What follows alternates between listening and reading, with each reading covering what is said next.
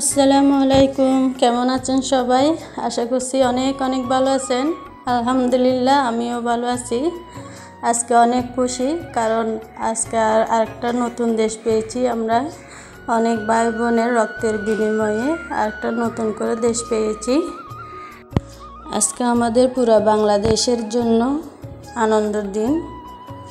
তো যাই হোক, আমাদের ছেড়ে যারা চলে গেছেন তাদের জন্য অনেক অনেক দোয়া রইল। আল্লাহ যেন সবাইকে জান্নাত দান করেন। চলে এলাম সকালবেলা গাছ থেকে বেগুন পেড়ে নিতে। তো এগুলোকে অনেকে ছোট বেগুনও বলে, অনেকে আবার পুঁতি বেগুনও বলে। তো যাই হোক, এই বেগুন দিয়ে আজকে আমি ভর্তা বানিয়ে নেব শুটকি দিয়ে। তো অনেকগুলো বেগুন ধরেছে। তো এখনও সকালে নাস্তা করি নাই, নাস্তা না করে চলে এলাম বেগুনগুলো পেরে নিতে। তো সবাই ঘুমাচ্ছে এখনও। মাশাআল্লাহ অনেকগুলো বেগুন ধরেছে। তো আমার কাছে অনেক ভালো লাগে গাছের থেকে কিছু পেরে নিতে। তো আমি সব কিছু বেগুন পেরে নিলাম। তো আমার বাসায় কেউ খেতে চায় না, বাচ্চারা তো খায় না। তো আমি আর আমার হাজব্যান্ড খাবো। তো আমার হাজব্যান্ড অনেক পছন্দ করে এই ছোট বেগুনের ভর্তা। তো সব সময় আপনাদের কাছে একটা অনুরোধ করে থাকি, তো প্লিজ আমার ভিডিও শুরুতে একটা লাইক দিয়ে দিবেন। আপনাদের একটা লাইক আমার কাছে অনেক মূল্যবান। আপনাদের একটা লাইকে আমার ভিডিওটা আরেকজনের দেখার সুযোগ পাবে। তো অনেক আপুরা কমেন্ট করেন কিন্তু লাইক দেন না। তো আমার ভিডিওতে যদি আপনাদের কোনো অংশ ভালো লেগে থাকে তো একটা সাবস্ক্রাইব করে আমার পাশে থেকে যাবেন। আর যারা আমার নতুন বন্ধু হতে চান, আমার পাশে থাকতে চান, তো আপনারা অবশ্যই কমিউনিটিতে কমেন্ট করবেন। তো অনেক সময় আমার ভিডিওতে এসে কমেন্ট করেন, আমি খুঁজে পাই না। তো অনেক আপুরাও সাবস্ক্রাইব কেটে দেন। তো প্লিজ আপনারা এরকম কাজ করবেন না। তো এরই মধ্যে আমার অনেকগুলো সাবস্ক্রাইব কেটে নিয়েছে। তো এখানে সবাই নাস্তা খাওয়া শেষ। তো সকালবেলা আমি শুধু পরোটা চা দিয়ে খেয়ে নিয়েছি।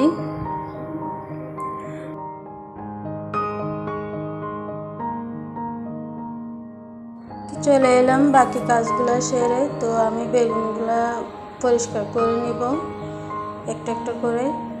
তো এগুলো আমি ভালো করে ধুয়ে তারপরে ভেজে নিব। তো অনেকে পানি দিয়েও সিদ্ধ করে নেয়।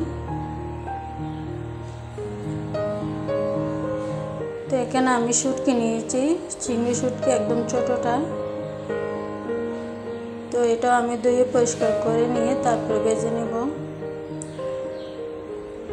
তো এখানে আমি বেগুনগুলো নিয়ে নিছি পরিষ্কার করে। তো আমি আস্তে আস্তে এগুলো ভেজে নেব। তো এভাবে ভেজে নিলে আমার কাছে অনেক ভালো লাগে ভর্তাটা।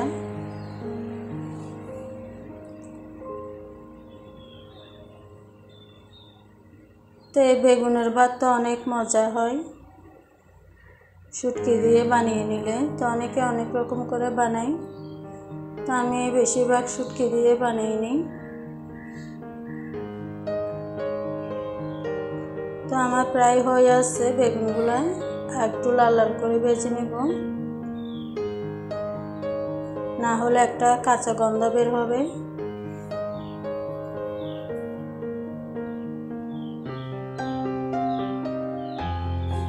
তো আমার প্রায় হয়ে আসছে বেগুন ভাজা।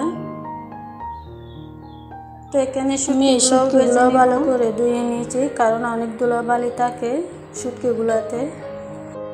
তো সেই জন্য আমি শুটকিগুলো এখন আস্তে আস্তে ভেজে নেব যাতে পানিগুলো টেনে যায়। তো এগুলো আমি একটু লাল লাল করে ভেজে নেব। তো আমার প্রায় হয়ে আছে শুটকি ভাজা।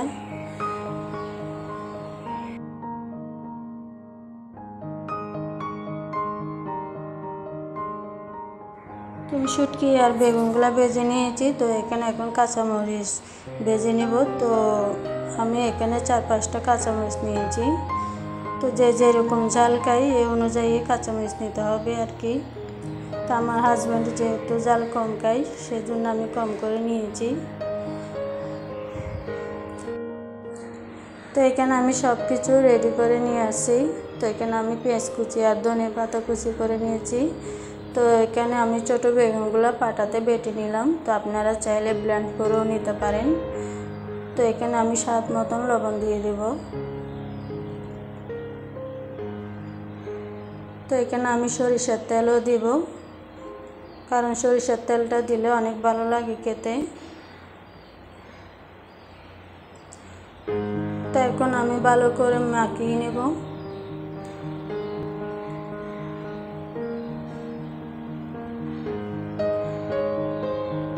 তো এই ছোটো বেগুনের ভর্তা আমার কাছে অনেক ভালো লাগে খেতে।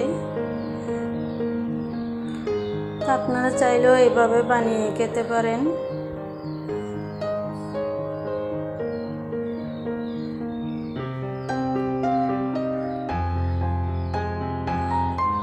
তো আমার ভর্তা বানানো শেষ। তো এখন আপনাদের মাঝে নিয়ে আসলাম পরিবেশন করে। তো আপনাদের কাছে কেমন লেগেছে আমার এই ছোটো বেগুন আর চিংড়ি শুটকি দিয়ে ভর্তা, অবশ্যই কমেন্ট করে জানাবেন আপনাদের কাছে কেমন লেগেছে।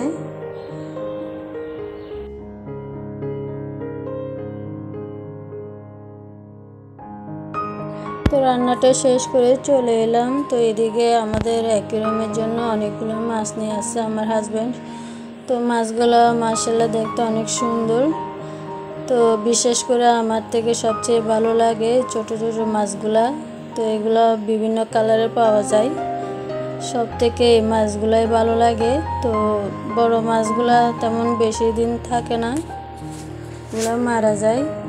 তো এটা একটা অক্সিজেন নিয়ে আসছে। তো এখানে আমি একটা বাটি দিয়ে কিছু কালারিং পাথর বসিয়ে দিলাম সুন্দর দেখানোর জন্য।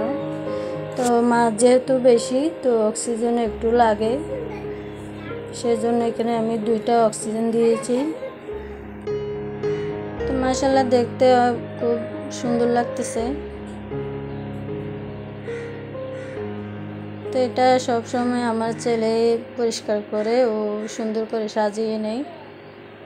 তো আজকের মতন আমার ভিডিও এখানেই শেষ। তো আরেকটা নতুন ভিডিও দেখা অনুরোধ রইল। তো সবাই ভালো থাকবেন, সাবধানে থাকবেন। আল্লাহ হাফেজ।